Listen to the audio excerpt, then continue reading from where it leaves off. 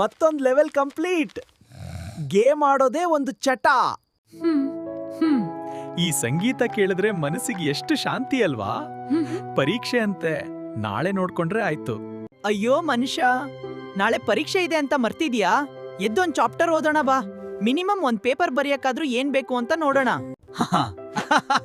ನಾನು ಆಲ್ರೆಡಿ ಓದಿದ್ದೀನಿ. ಕನಸ್ನಲ್ಲಿ ಎಲ್ಲಾ ಪಾಸ್ ಆಗಿದ್ದೀನಿ. ನಾಳೆ ಎದ್ದ ತಕ್ಷಣ ಎಲ್ಲಾ ನೆನ್ಪಿಗ್ ಬರುತ್ತೆ. ಬಂಟಿ ಈ ಚಿಟ್ಟಿಟ್ಕೋ, ಇದ್ರಲ್ಲೆಲ್ಲಾ ಇಂಪಾರ್ಟೆಂಟ್ ಪಾಯಿಂಟ್ಸ್ ಇದೆ. ಓ ಇಲ್ಲ, ಬೇಗ. ಬರ್ನಬಿ, ಬಂಟಿ ಏನದು?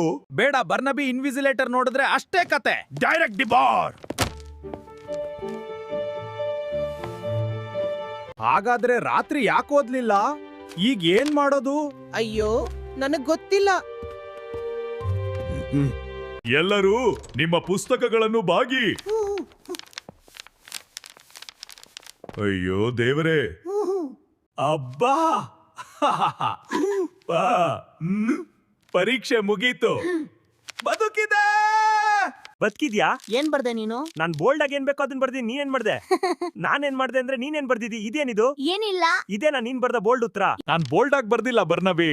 ನಾನ್ ಖಾಲಿ ಬಿಟ್ಟಿದ್ದೀನಿ. ಖಾಲಿ ಬಿಟ್ರೆ ಅಟ್ಲೀಸ್ಟ್ ನೋಡಿದ್ರೆ ಒಂದ್ ಕ್ಲೀನ್ ಅನ್ಸುತ್ತೆ ಅಂತ. ಅಂದ್ಹಾಗೆ ಇನ್ನು ಸ್ವಲ್ಪ ನಿದ್ರೆ ಮಾಡ್ಬೇಕು ಅನ್ಸುತ್ತೆ. ಬರ್ನಬಿ, ಮುಗಿತ್ ಕತೆ.